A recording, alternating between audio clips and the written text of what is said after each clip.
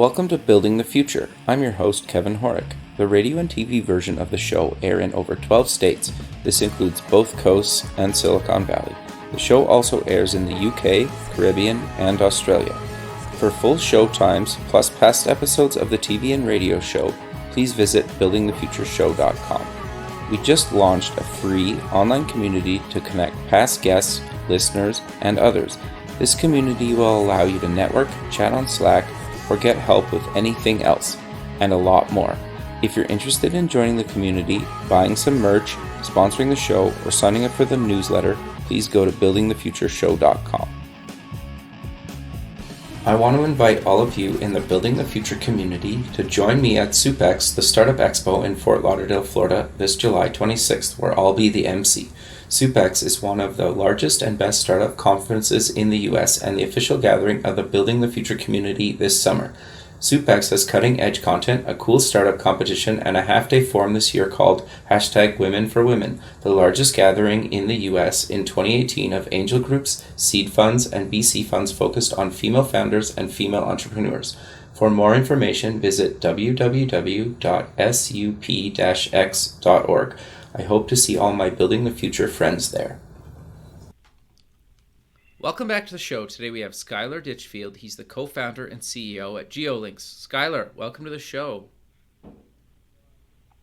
Thank you. Appreciate you having me on. Yeah, I'm excited to have you on the show. I think you have a really kind of diverse background, and what you guys are doing at GeoLinks is really innovative. But maybe before we get into all that fun stuff, let's get to know you a little bit better and start off with where you grew up. Fantastic. Yeah, I grew up in a little town called Ojai in Southern California. It's kind of a farming town, about 8,000 people in a small little valley about 60 miles north of Los Angeles. Okay, very cool. So walk me through, did you end up going to university, or walk me through kind of your educational career?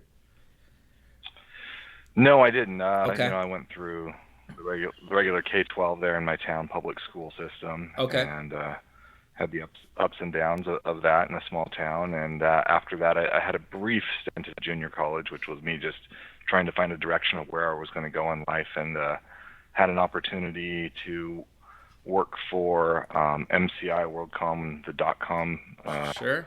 bubble was peaking up in Silicon Valley, and jumped at that job opportunity, which at the time seemed absolutely fantastic in terms of pay, but you didn't realize what the cost of living was up there at the time, so it was a little bit relative. Sure. But that's really my formal education. Sure. Well, I think it's still kind of relative.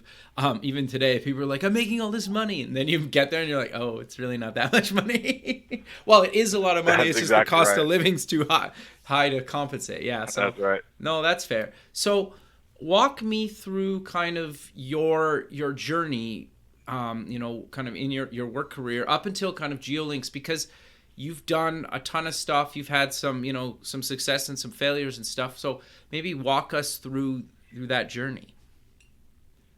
Sure, absolutely. I'd love to. It's a long one. I mean, going back to as a kid, I always had an entrepreneurial spirit. Okay. Loved doing anything that I could do to work and make money, whether it was setting up stands to sell lemonade on the side of the road, Sure. doing farmers markets in the summer. In high school, I'd buy things on online classifieds and sell them in the paper classifieds when the internet was new, because there was a nice margin of difference there. But after I left MCI because they were going through their bankruptcy, I came back and I moved back down home to my hometown of Ojai, which is about 350 miles south of San Jose. Okay. And I worked for a couple days at a local computer store that had an interesting motto of selling the highest end quality computers at the lowest price. Okay. And I thought that was interesting. I was making about a fifth of what I had been making prior, and on my second day at lunch, I went to lunch and I said, you know what, I can do the same business. And I remember, I'm not going back to work. I went home and I did my first flyer, and I had the last $500 I had and put an ad in a magazine and started my first IT company at that time. Wow. So, okay, keep going, sorry. So from there, I got a few orders, started doing some service, working out of the bedroom of my bedroom in my dad's home. That's awesome. And as that started to take off, I rented a 110 square foot little room from an old music store that had a VHS section that was starting to go out of style, and he made me a deal. If I clean out the VHS room, I could have rent for 3 months, and then after that, it'd be $180 a month. Nice. So That's amazing. I said, deal. Yeah. Went and rented a truck, grabbed a couple of friends, loaded up all those old DVDs, not DVDs, shoot, VHS. VHS, yeah. Cleaned it out, set up shop in this little tiny room, but it was right on the corner of the busiest corner in town. Okay. So I love that, and bought a little desk, a chair, as many consumables like writable DVDs and items like that as I could. Sure. And our first month in business, we sold $10,000, and I was like, holy wow, crap, we're off and running.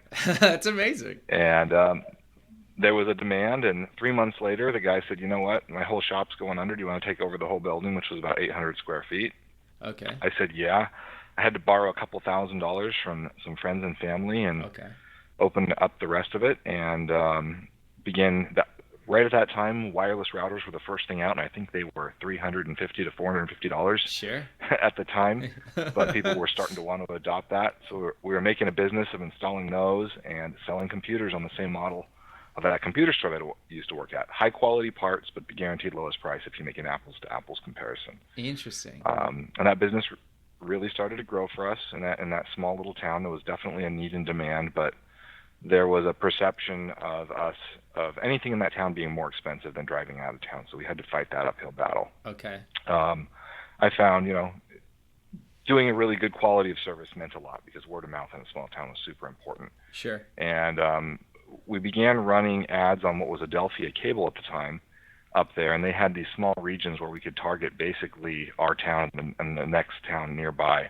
Okay. And the cable buys were very inexpensive, so I think I was spending in the neighborhood of $500 to $700 a month and flooding TV to the point that when I'd sit up at night, all I would do is see myself on TV. And it led to a couple interesting things. Number one is, like, everywhere I went in town, everyone's like, hey, you're the guy on TV, which became moderately annoying and embarrassing to me. Sure. But the positive outlook was for 2 years straight, our business doubled every 6 months. Oh, wow. And that was great. We ended up pushing out into a 3,500 square foot building a couple of years later, approaching a little over $2 million in revenue for a little town like that, which was really exciting. Won our first big RFP, which big for us at the time was about, I think, $250,000, going up against other entities that had worked for the government, and we hadn't. This was for a community college. And I really wanted to continue to take the business to the next level. My partner at the time wanted to go in a different direction, moving towards smart homes, because the housing bubble had not hit yet, and the housing market was going crazy. So we had a little different difference in direction. This was around 2005, I want to say. Okay. And he had the means to buy me out. I didn't have the means to buy him out, so he bought me out of the business at the time. Okay. I moved on and took a little break to regroup and see where I wanted to go next. And I started a internet service provider because I had looked back at what we had done. I saw, we'd serviced 3,000 clients, and I thought, wow, if we had could have turned that into recurring revenue instead of one-time transactions, we could have built a huge base of recurring revenue that we didn't have to work for month over month. Sure. Unfortunately, that business venture, there was some partnership issues, and it ultimately didn't work out. And I had some significant health issues at the time after that business had just gotten off the ground. And one of those learning lessons where you get into a lawsuit, and even if you prevail, you don't really win. Yeah. But you get some good life lessons there. Sure.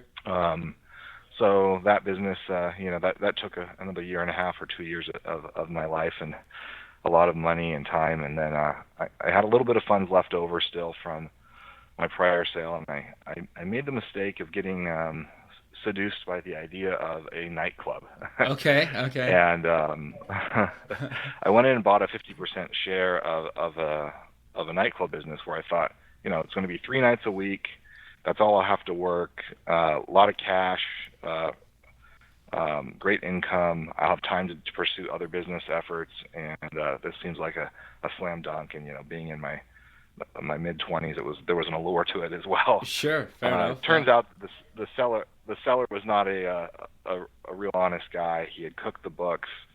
Wow. The business was in a massive decline. It was in a huge issue with the local police. Turned out the second week running it, the PD calls me down, sits me down for a meeting in their HQ and says, we had 194 calls for service last year. You guys were only open 190 days. I'm like, oh, Jesus. Oh, wow. And they want to impart all these new rules on us of doubling security, doubling staff. Well, it turns out it was the most violent nightclub in town, and it was an absolute mess. Wow. So they gave me an ultimatum to clean it up or shut it down. Okay. And by cleaning it up, we started losing a ton of revenue. Sure. So before you know it, I'm in lawsuit number 2, and ended up prevailing. But again, you don't really prevail even when you win. You still lose money and a lot of time. And I moved on from there, and I had some health issues again. I had an autoimmune disease since I was about 18 that had flared up again. Okay. And I was pretty much down and out at that point. It was, I think, 2009. At that point, I was living in the spare room of my dad's house again. Had moved back home with my girlfriend at the time, and I was trying to figure out what do I do next. What do I do? I was doing little odd jobs here and there to make a living, of just putting $20 in my pocket to eat for the day. Sure. And I was entertaining the ideas of, do I take a job? I was thinking, do I want to become a policeman? That was one I was taking very seriously, and something in the back of my head kept saying, you can't work for anyone else. You can't work for anyone else. But the other part of me says, you got no money, your credit's blown, Sure. you're just getting back on your feet health-wise, you sold off every item you had to get by. How on earth am you going to get a business started again? And I finally came across a ad for an IT company for sale in LA that a 50% partner was selling, and I was going back and forth trying to figure out a way to make that work. I knew I had some leverage in the fact that it was a 50% sale, which is not attractive to most people because it's very difficult to sell 50% of the business. Sure. And the one partner was getting more and more motivated to depart, and they really wanted someone that they knew they could count on to run the business properly, and I think I gave them that pitch. It was right around that time I learned my daughter was on her way, and that was a big motivating force to really, really push this through one way or another. So Sure. My grandmother stepped up and gave me a small loan to put a small amount of money down, and I got the seller to finance 95% of the price. Wow. Got that business going, and within about 5 or 6 months, I was able to look at everything that the previous partner that I bought out was doing and take that down from a 40-hour-a-week job to about a 10-hour-a-week job by just automating and streamlining a lot of the processes. Wow. And I asked the other partner, can we grow this? Let's make this big. I saw the opportunity to really grow it, and he just didn't have that vision. He was a guy that really just wanted a steady paycheck and not much else. Okay. So that really kind of fast forwards us into where we got to GeoLinks. Was one day I drove up to visit my dad. I was living now in Ventura at the time, having a nice income stream to live at least comfortably. By no means wealthy or anything along Sure. those lines, but I was comfortable with my fiance and my daughter. And I pulled out my cell phone, and I remember seeing all these Wi-Fi signals that had my cousin's phone number on them. Okay. And I called him up. I said, Ryan, why do I see 15 different Wi-Fi signals with your phone number on it in town? He goes, oh, I built this wireless network. I said, well, what are you doing with it? He's like, I'm serving internet to rural communities way in the backwoods of Ohio that don't have other internet. And I said, well, that's really cool. And communications had always been something we were interested in. We'd built networks since we were kids together. Interesting. So I asked him how much money he was making. And he says, none. And I said, well, wait a minute. Didn't you spend a lot of money building this? It isn't taking you time to do it? He's like, yeah, my credit card's maxed out, and it's really neat. And I'll figure I'll collect some money from him at some point. I said, well, Ryan, you want to make a business out of this or not? And he said, yeah. I said, 50-50 partners, you ready to go? And he said yes. So 30 days later, we had, Wow. I think, $4,000 a month in recurring billing. I started putting the business side together, and I began driving around putting flyers on mailboxes with my daughter in the back seat, my wife in the passenger seat, and we're sticking flyers on mailboxes. I'm picking up my cell phone as we're doing it, taking orders, and we were selling to just rural residential areas, replacing satellite services at that time. And the business was growing and growing, and we were turning every dollar back into the business that we could. Then we heard of an opportunity for a wealthy community about 25 miles away. Okay. That was about 800 homes that had no internet service. Wow. And these people told us, like, look, if you can get in here, you can make a killing. Well, Okay. It was the wealthiest neighborhood with a bunch of A-list celebrities, and we ended up picking up a lot of well-known names in the entertainment industry as clients as things moved along. But I just started cold calling. I called the development corporation, the HOA. I just endlessly started calling. Finally was able to get myself a meeting. I had to go in there and represent ourselves as being bigger than we were, because they had a real fear of a failure of execution and how bad that would look on on their community of of wealthy individuals. So Yep. I also had to be honest. So that was a tricky balancing act, but I was able to pull it off. I was able to get us a 10-year contract Wow. to go in there. So the next problem I had was I don't have the money to build the network. Oh, interesting. So we went around, begged, borrowed, and stole. No, we begged loans off of every different family member that we knew that we could, and we were able to put together about $140,000 in loans. Wow. Build that network out, and in 3 months we had $30,000 a month in recurring revenue. Wow. So that grew really quick for us, and that was really kind of the next launching point that got us to the next level in terms of cash flow to be able to really grow the business. So from there, we moved it into LA, which was our ultimate goal, was to go to a business-to-business model and get away from the B2C model.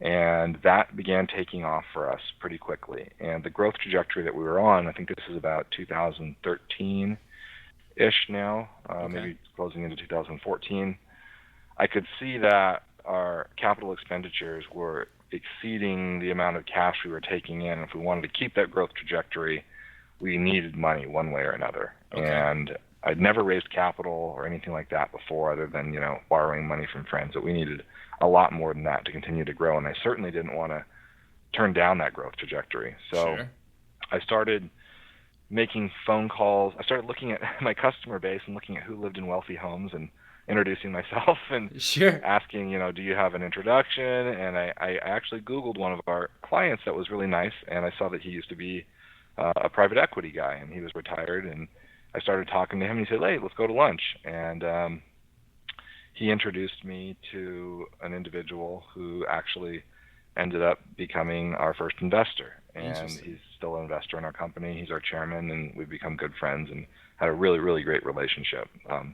Before that, I did get pretty involved with one PE kind of family office, and we got very close to a deal. It was a good valuation at the time, but something just didn't quite feel right about it for me, and they had changed a couple of the deal terms last minute. And I decided to walk away, and we ended up getting a better deal just a few months later with this other guy. So, I'd say always trust your gut. So from there, we took that capital and began investing that into our growth, and kept growing the B2B side of our business. Recorded 100% growth every year for the next 3 years after that. Kept pushing, expanding that greater LA area footprint into Orange County, the Inland Empire, all those surrounding areas. Really, we're going head-to-head with the big guys, which was not a model you find usually with the small providers. The small providers usually try to pick off the low-hanging fruit where there's no competition. But, I said, if we're going to make this, and we're going to make this a big company, we need to learn now how we beat the big boys at their own game. So let's go into downtown LA. Let's go into downtown Orange County, Santa Monica, and let's win. And we were doing that, and it was by providing a better quality of service. So that continued and just kept building the company up. We moved the company originally out of my weight room where we started it in my house. That's amazing. To a 100, once again, about 110 square foot little unit I rented for $150 a month with no windows, and there were 4 of us stuffed in there sweating with fans blowing on us all day. And we were very happy to move that into about an 800 square foot facility not long later, which we then quickly grew out of, and I moved into a building that I'd had my eye on since I was a kid. It always it was right on the 101 freeway. Okay. For some reason, it always just stuck out to me. So when I saw that it was for rent, I said, we got to get our way in there. So I went over there and began negotiating. I was able to negotiate the biggest sign right on the 101, which is a huge lit sign, which for me was just something that gave me the feeling of, hey, we've made it to the next level. That's awesome, man. And that was about a 5,500 square foot space. So yeah, that was a fun little accomplishment. Not, fast forward another year or two, and we're outgrowing that building pretty quickly.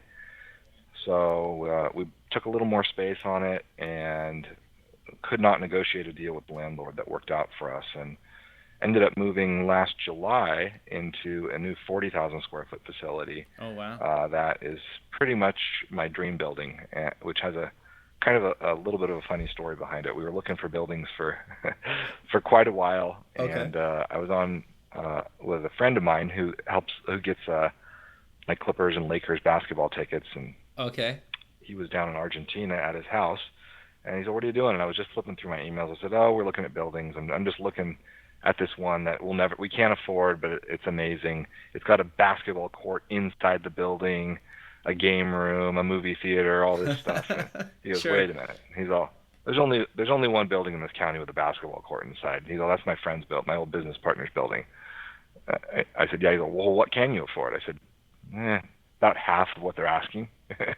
He's all, "Give me 20 minutes." And he just hung up the phone. He calls me back. He's like, "You really want that building?" I said, "Yeah." He's all, "Go meet him right now." And I went, and he was a really great guy that had sold his video game company that he had built out of that building that he built himself. And he really liked us, and he made us a deal that was about 45% off what he had been asking for it. Wow. To get us in there, and we moved in last July, and it's really, really an amazing building that's really helped, build the culture that we want here. That's great. We've now moved into the government sector in terms of building rural networks away from our original urban core. Okay. And we've built out we've got 38 projects going for rural schools across California right now. Wow. Building out to rural libraries like out on Catalina Island. Oh, wow. We do a lot of wholesale to other big ISPs. AT&T buys from us now, Verizon, CenturyLink, a lot of guys like that.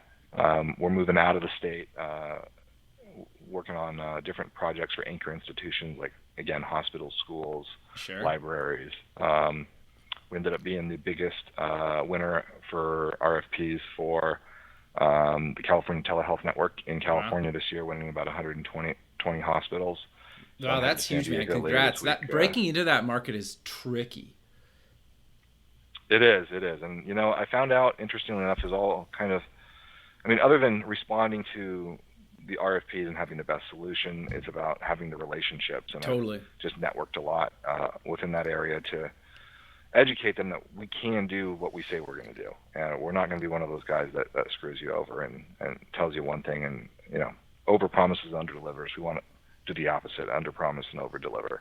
Sure. So, we've seen a ton of growth, and we've done a couple acquisitions this year, which has helped grow us, and we're looking at another really significant one right now that I'm hoping to hear some news back on tomorrow, actually. Oh, wow. And it seems like we've kind of hit that tipping point now where things are really pulling us out of California into other areas across the country, and we've bid on 15 different states in the Connect America Fund for about $250 million in subsidized funding from the FCC, which we're hoping really, really pulls our trajectory forward. And we're working on a lot of items in the government space that would help kind of reform the way funding works. So in rural America, you've got funding for schools, for telemedicine, for libraries, for residences, et cetera. And we've got a proposal that we've put forward to the FCC that's getting some traction, making a demo city of consolidating all those different funding silos together and doing one build-out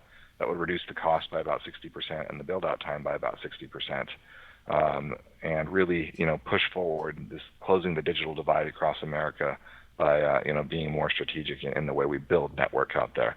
And then we'd hope to replicate that if we get the green light here pretty soon to do that. So that's kind of the quick story of how we got to GeoLinks and where it is today, and where it's going next.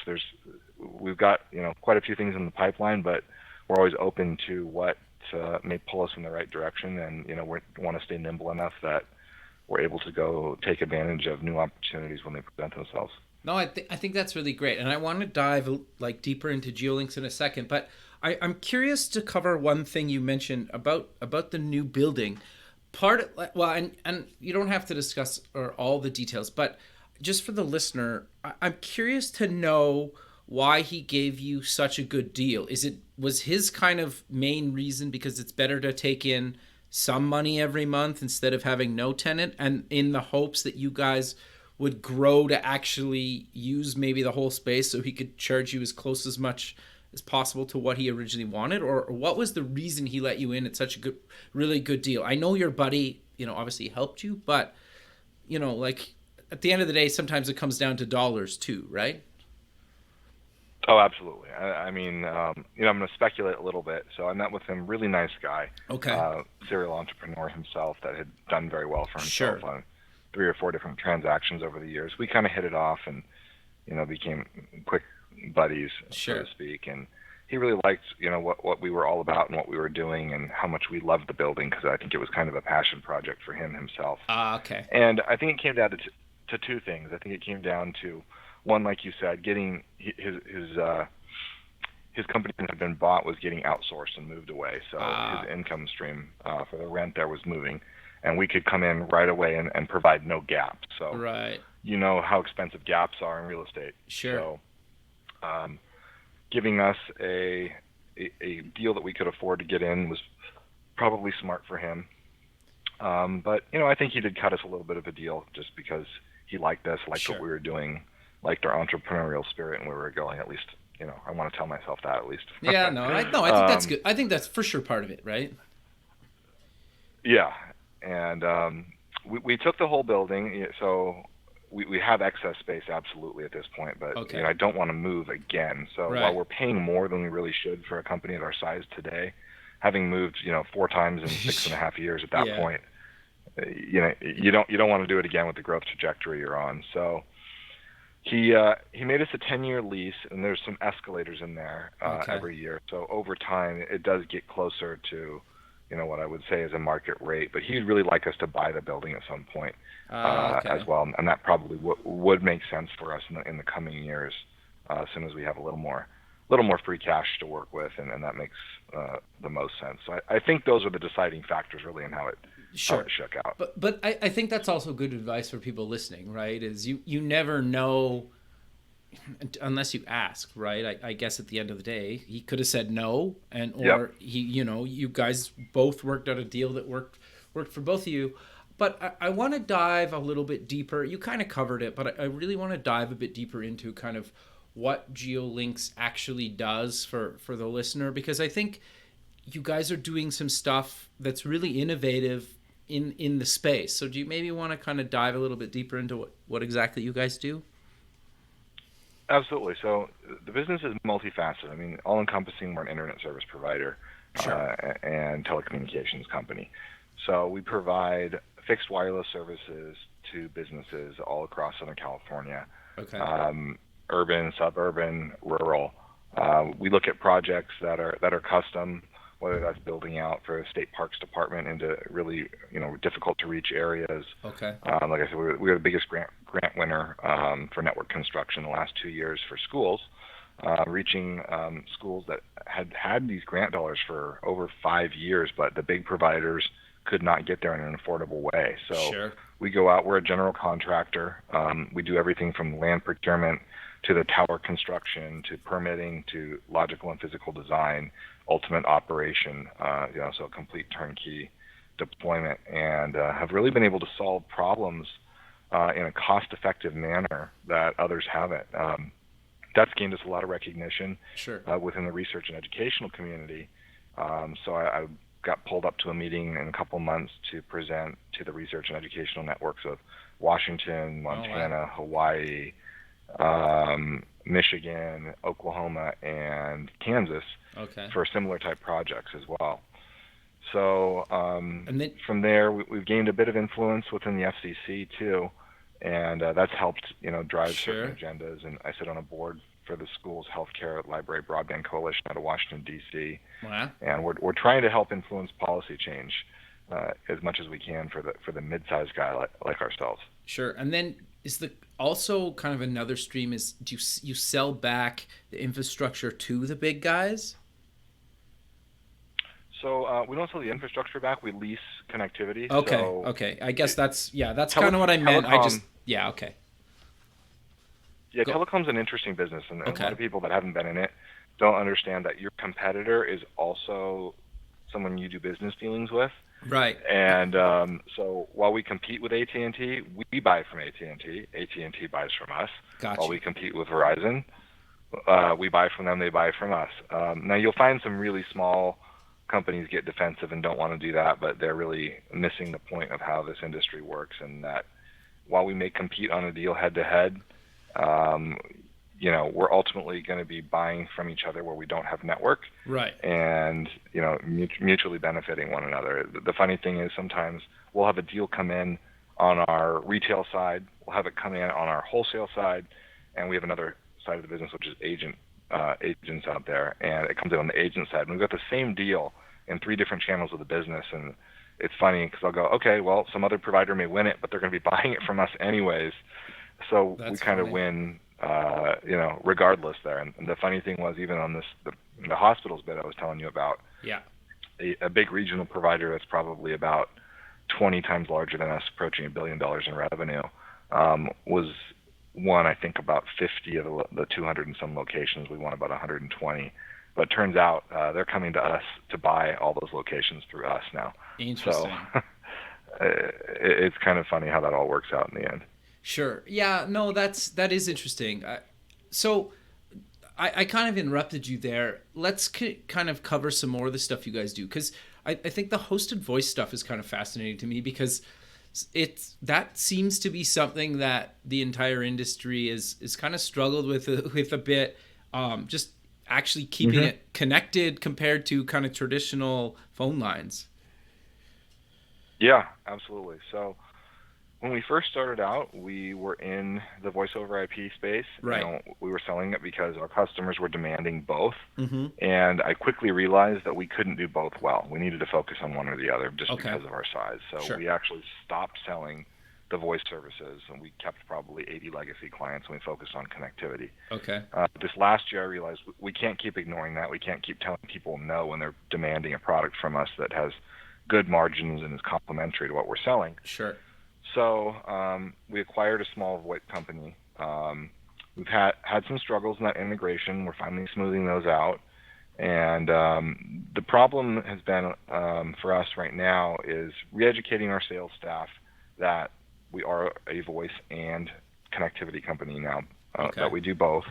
And in the agent side of the business, there's a side of telecommunications where there's agents that are out there that sell on a pay-per-performance model. Okay. And there's a lot of companies that do just voice over IP that are well funded beyond us, and they pay really well to those agents to acquire clients. Okay. So we've been learning the ins and outs of marketing voice, where it's been a little different than marketing connectivity.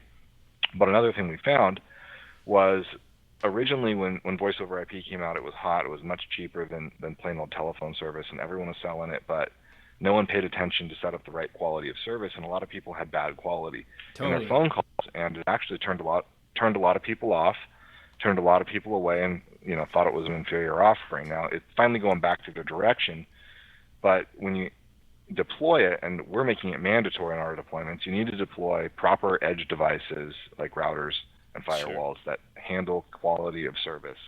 And we're actually using SD-WAN products now and dual links. So you either buy a single link from us and a single link from another carrier, or we provide a primary link and a 4G failover link, and they can do some really neat things on those boxes now that allows them to split the bandwidth up over both if one of the circuits is having a little bit of an issue. Right. That prevents you from having any call quality issues. So the technology and the software behind the technology has really evolved where as long as it's set up right, call quality should never be an issue anymore. Interesting. Yeah, and I guess like having call quality and kind of a backup internet, especially in kind of the medical space.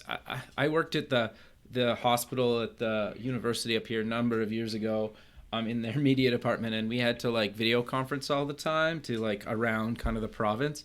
The quality of video and audio sometimes was so bad that it was just, you almost couldn't have a conversation because, every third word dropped the call or the video cut out. So, when you're dealing with something where it's life and death is maybe a little dramatic, but sometimes in the medical space, right, like you're having an important call where people really need to get something through. So, the internet can't go down, that there can't be, the call quality needs to be good, right? Yes. That's right. And obviously there's a number of factors to that of, the upstream providers you use, because when you're going over the internet, let's say you're in Nevada and I'm in California, and there's multiple junctions to get there. And right, it's what's called peering. And one of the issues a lot of people don't realize is the peering connections between certain providers can sometimes become congested. And if you don't have multiple routes and redundancy both at your data center head end, those congestions can then cause call quality issues. And this is where a lot of providers or a lot of businesses used to buy what's called MPLS and basically private circuits that were dedicated between different points to ensure that call quality. Now, the cost of those was anywhere from 3 to 6 times more than a normal internet circuit, but it basically guaranteed you the quality because it was dedicated all the way from one end to the other. This is where people are now going to SD-WAN, is because you can now buy 2 internet circuits and it will intelligently look at and monitor those circuits at all times. And if one of those is having an issue, it can resplit the data packets or over both of them or direct them to one or the other and really alleviate that. And you're able to get the same level of quality of a MPLS circuit or a private network circuit at about half the cost. Yeah, that's interesting. Yeah, I always wondered about that because that was always it still can be sometimes where you're in certain places and you're trying to make a call and you can tell there's like a huge delay and it's just the conversation just awful. Yeah. That's quite interesting. So you guys also do temporary internet. I'm sure most people at this point have been at some event where there's Wi-Fi and it's not great or not usable at all. So how do you guys kind of do that differently? Yeah, so we do a lot of event services. We've done major celebrity type parties, Sure. Everything from events for Microsoft, things at Angel Stadium, Wow. Dodger Stadium, and those pay a lot of money for a short period of time because they need a large amount of bandwidth, and it's expensive to tear down and put up equipment in a short period of time. When it comes to the Wi-Fi and the distribution, so you can definitely have an issue that you don't have enough bandwidth for everybody there. Right. But there's things that have to be done in the distribution of the Wi-Fi, of handling the proper handoffs between users. Really, it comes down to that local network, that local wireless network deployment. And a good example is a hotel that we did a couple of years ago. We provided the internet to. Okay. And another company built the wireless network in there, and they had endless problems, and they were blaming us. And we're looking at the circuit and saying, "You're not even using all the bandwidth. It's not us. Our bandwidth is clean, and you're not using it." But people had problems, so I went and stayed there at the hotel myself. It had become such an issue, and I saw the problem is they had way too many access points installed, and the access points were interfering with one another and stepping all over themselves. And therein lies the issue. You need enough density, but not too much density. You need channel separation in terms of the Wi-Fi channels. And then you need a good product when it comes to the Wi-Fi product that will handle the handoffs. Right, like hardware, you mean, right? Different access points as you move around. Exactly. Yeah. Okay. Exactly. No, that is quite interesting. Go ahead. Sorry. Oh no, I'll tell you. More often than not these days, I still see a lot of places, whether it's hotels we're staying at or areas that we go to, that those distributed Wi-Fi systems are not set up properly and not done right. I think a lot of people are investing money in fixing them now. Okay. Definitely, there's a lot more hotels that have really good working ones where you can do voice over IP on Wi-Fi with no problem and use it well. Four Seasons has it down, I'll tell you that, but they've got a lot of money to spend, so they do it Sure, right. sure. Marriott seems to have theirs down pretty darn well. They've got a one as well, but some of the other brands are still working it out. Okay. So, and I'm curious about like, well, tell me if I'm wrong. I guess is like, say you're doing a trade show. Is it easier to run kind of wired internet to every booth and then let kind of the attendees have kind of Wi-Fi, or is that kind of a little bit archaic of a setup? No, that's probably about right. So Okay. for us, we actually don't get involved in the local distribution. Okay. We really just bring in the internet pipe, and whoever their vendor is, an IT company, something along those lines, then takes that and spreads that Wi-Fi out. Oh, okay. If you ever heard of the traveling show, it's a spin-off of Cirque du Soleil called Cavalia. Yeah. The horse Yeah. show. We do their internet all across the country through various different methods, and have been doing them for a number of years. And Interesting. they were one that struggled with that Wi-Fi deployment in terms of they were doing it themselves initially and had some problems and wanted to bring us in to help. And I said, we're willing to help, but that's just not our business model, and we don't kind of want to get pulled into that. But they were able to perfect it in time. But again, it's about really getting that down and getting it right. And the setup is a little tricky. You need to know exactly what you're doing. Yeah, I can imagine. No, that's interesting. So the other thing, you guys do a bunch of other things as well, but I'm curious about your kind of on-demand scalable cloud. How does that kind of work, and what exactly is it? So when we put in an internet circuit, there's excess capacity on it, and because we're so flexible, so say you bought a 10 megabit circuit from us, Okay. you can give us a call, and we can turn that bandwidth up in a number of minutes and increase that for you. So it's not something that's asked for that often, but it is a really nice feature when you can put that order in on an AT&T fiber circuit, and it could take you weeks to a month to have that go through. Sure. And then, there are people that want to overbuild their circuit. Like, say, we'll build it to a capacity of 200 or 300 megabits, and they may only subscribe to 20 or 50 today, but they want to have that immediate scalability because they're kind of looking forward to their future, so they'll pay a little bit more up front to have that option that they can just turn a knob and basically, so to speak, No, with sure. a phone call and get it turned up. Yeah, no, that's interesting, especially kind of on the startup side of things. Like if you get a ton of traffic, you want to be able to hit the button to like get more, not have to wait days or weeks, right? When it's kind of useless to you Right. at that point, right? No, that's quite fascinating. Exactly. So is there anything else that you guys kind of do that we haven't really covered yet? Network construction is really a big piece for us. So building Okay. network, we began working with a group that just handles hospitals out of Texas recently, and Okay. they're bringing us now deals all across the country Wow. where there is either not enough terrestrial infrastructure or the price to deliver on terrestrial infrastructure is just prohibitively high. So Okay. we're doing a project out in Kansas for about six hospitals, and I wouldn't have known this today, a few months ago, but I know it today. Sure.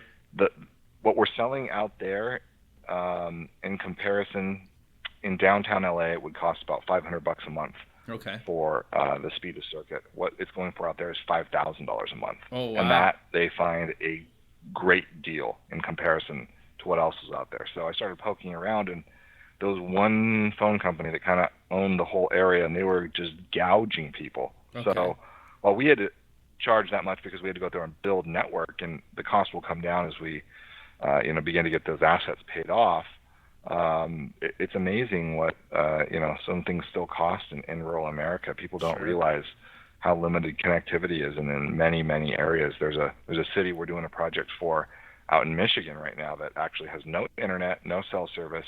Wow. And they don't have enough regular old plain phone lines even to service the town for dial-up purposes. Wow. So they came to us for building out for them too. So we Wow. kind of look out for different projects. We're involved in a project with a group out of University of California, San Diego, and University of Nevada, Reno, on fire sensors. Okay. And they've built these fire sensor networks that use a combination of cameras and meteorological sensors that have been able to track and predict wildfires with 100% accuracy over the last few years. And we're That's putting really together cool. a project to pitch, to the state of California that would really fix the under and over response to fires back in the backwoods, but also give the predictability of where those fires are going, where you need evacuations, where you need to trench lines to stop them or deploy resources, etc.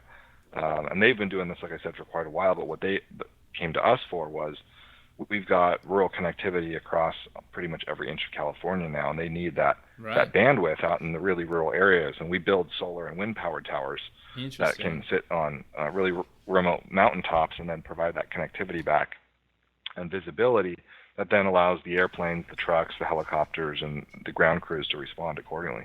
Oh, that's really cool. Not the fire part, but that you can detect all that stuff, right? That's actually really interesting. Yeah. So it was very interesting to me. I didn't even know they had something like that out there until I met them recently. Yeah, no, that's really cool. So I'm curious then to maybe get your thoughts on some things, because you've had some kind of ups and downs in your career, and you guys have grown kind of GeoLinks, really fast and kind of across the country.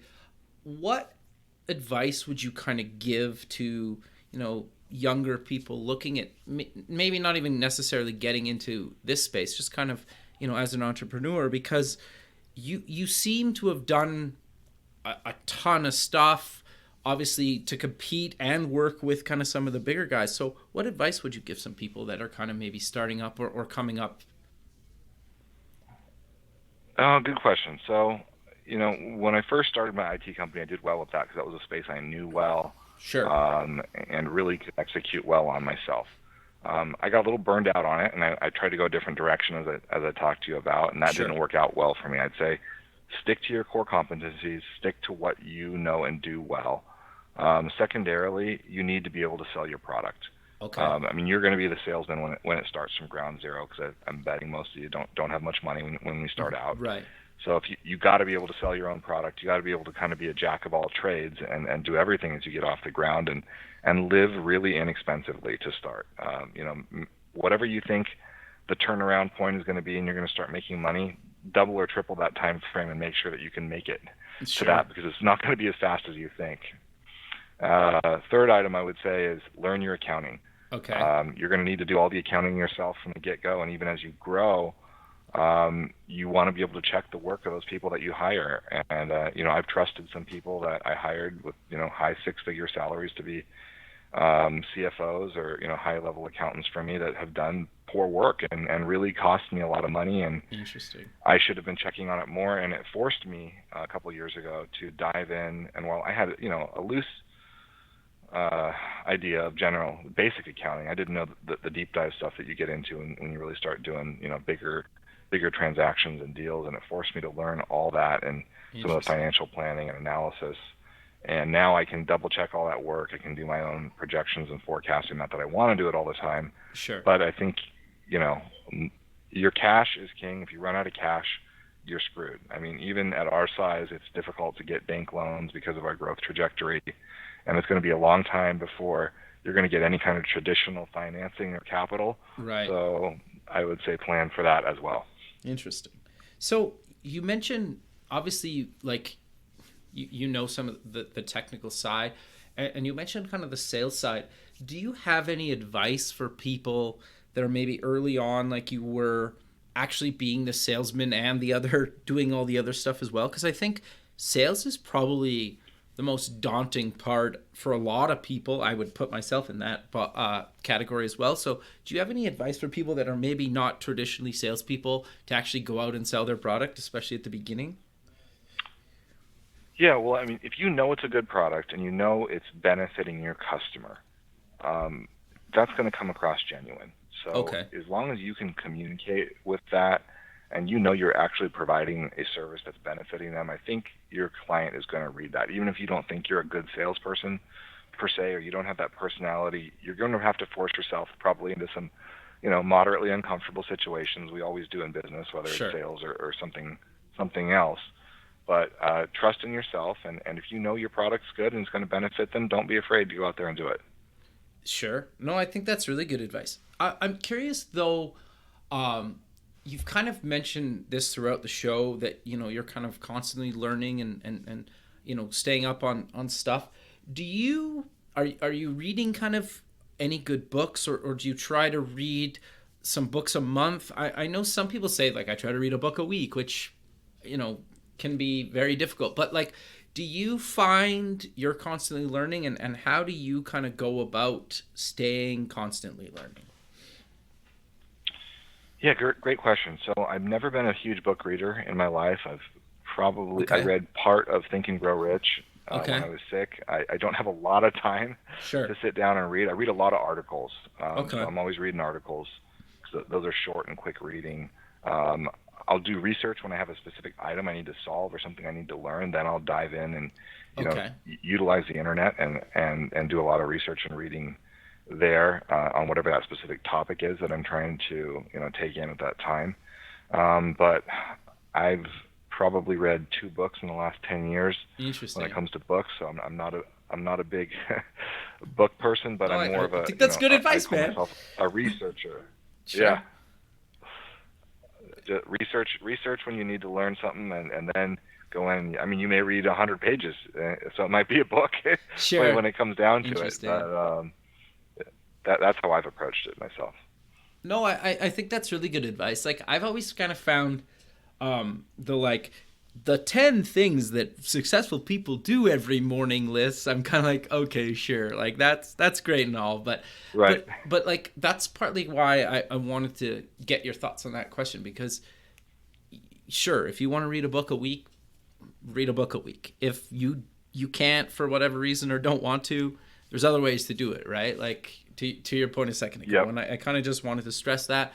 But Skyler, we're coming to the end of the show. So is there anything that you maybe kind of want to mention before we kind of sign off, and then maybe give the listener some places where they can get more information about you guys? Yeah, I mean, there's more information on our website, www.geolinks.com, GeoLinks.com. You can Google us or Google my name, and definitely, significant amount of articles and information comes up. But I think my last piece of advice to entrepreneurs that are starting up or aspiring is, it's a harder path than you think. Sure. Don't get discouraged. Plan for adversity.